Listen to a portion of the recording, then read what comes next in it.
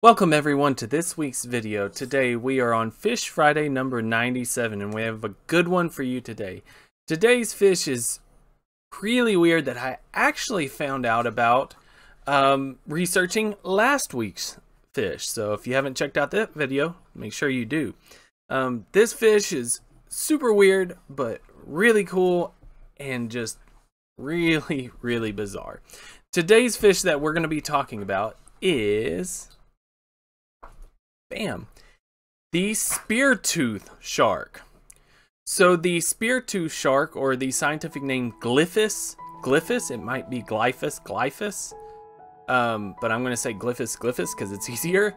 It is part of the family Carcharinidae, which is the family of requiem sharks, which again, last week we talked about the bull shark, which was another requiem shark.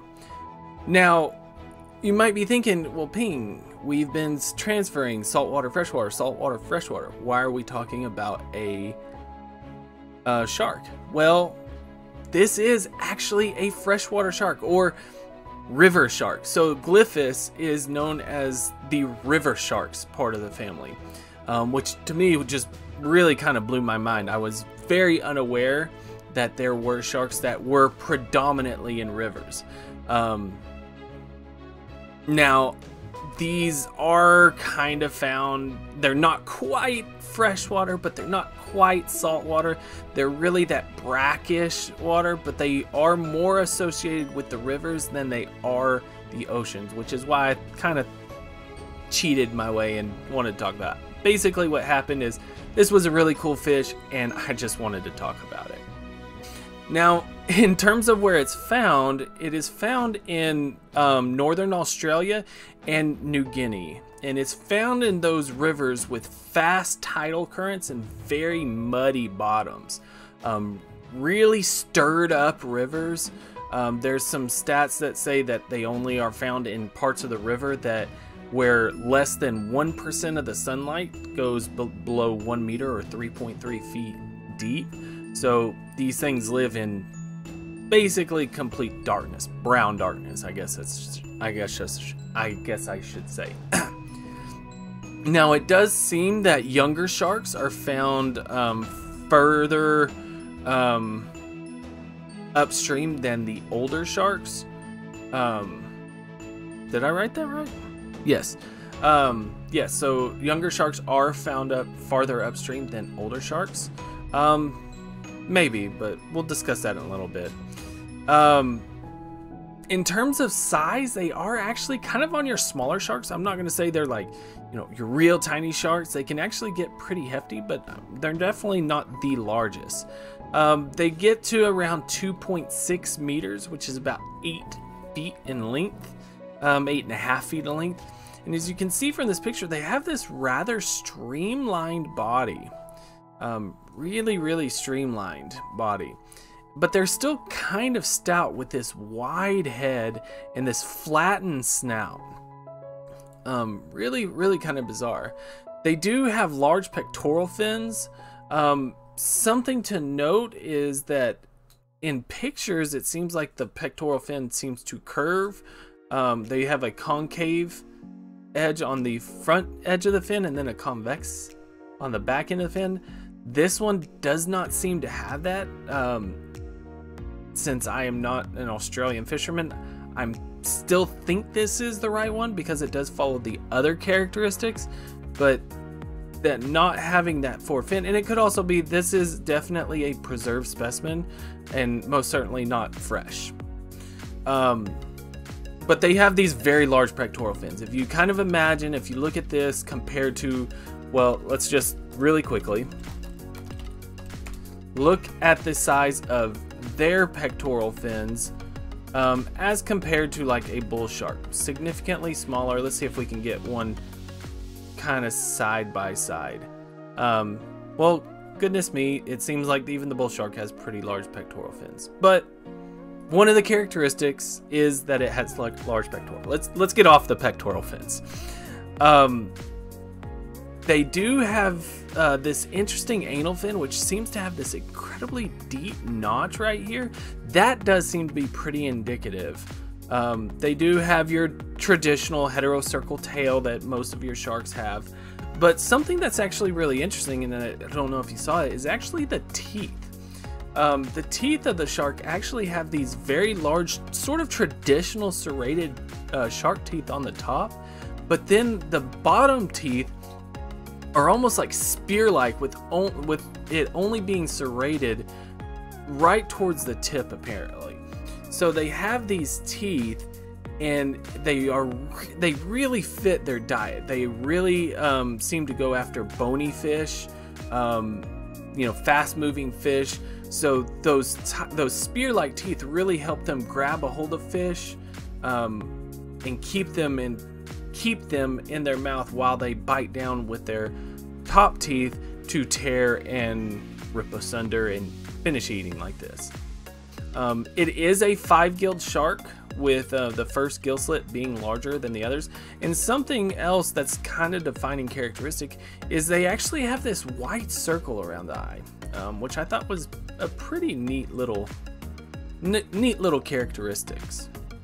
Anyway, now they are a sluggish species. It does seem that they are pretty sluggish, and they really let the tides move their bodies up and down the river. They just conserve energy. Basically, they're just kind of floating, and as they're just letting the tide come in, which takes them a little upriver, and then the tide goes out and it takes them a little downriver. That's why they're really still concentrated in those coastal areas, those real tidewater influenced streams. But because of that, being in this tide influence, conserving that energy, these sharks actually have very enhanced Ampullae of Lorenzini. I definitely mispronounced that. The of Lorenzini. Maybe I did say that right. But the Ampullae of Lorenzini, that is, and we've talked about this before, that is how these sharks actually detect electrical signals in the water. So they're really, really dependent on those electrical signals to find their prey in the water. Because remember, they're in these areas where light cannot penetrate, so they're detecting their prey. And I believe they're, based on their heterocircle tail and these characteristics and where they live, I'm assuming they are sort of ambush predators, but more like an ambush opportunistic predator, and basically they're just kind of floating around, something gets close and they snag it. That's my kind of guess on this. It is a rare fish. It is one of your rare sharks, and it's estimated to have no more than 2,500 mature individuals in the world today, which is not a lot of fish, honestly. There's very small amounts of fishing going in. There is definitely no commercial fishing, but when fishermen do seem to catch them in the New Guinea area, they can be killed and used as like bait for fish, things like that. They are heavily protected in Australia and part of a multi-species effort in protection of like all the river sharks in northern Australia. So they are quite protected. A little interesting tidbit, there was an episode of River Monsters, I believe on season 4, where the biologist Jeremy Wade actually caught one of these species of Glyphis. I don't think it was this particular species, but I know that he caught a species, and I think he caught one of the ones in Asia, more Asia than this one. But don't quote me on that, please go check. Which I do have to say thank you to the comment section correcting me in the comments. You should definitely always fact check, never take anything at face value. Everyone makes mistakes. I make mistakes. I'm not perfect. So thank you to, I believe it was Vernon Friday, for correcting me last week when I said oviparous when it should have been ovoviviparous. But on that note, this species actually is a viviparous species of shark, meaning that they do give live birth and they actually have placental development. So very similar to a human. That's everything I found says that it is actually placental development. So that's pretty interesting. I don't believe a lot of sharks have that. I believe they are primarily that ovoviviparity sort of reproduction scheme. But now, again, we've been kind of rambling today, which I apologize. The interesting fact that we're gonna end the video on.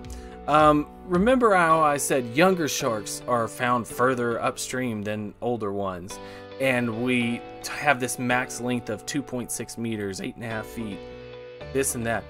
That's really, really difficult. And this is the interesting fact. I promise you we're getting to it.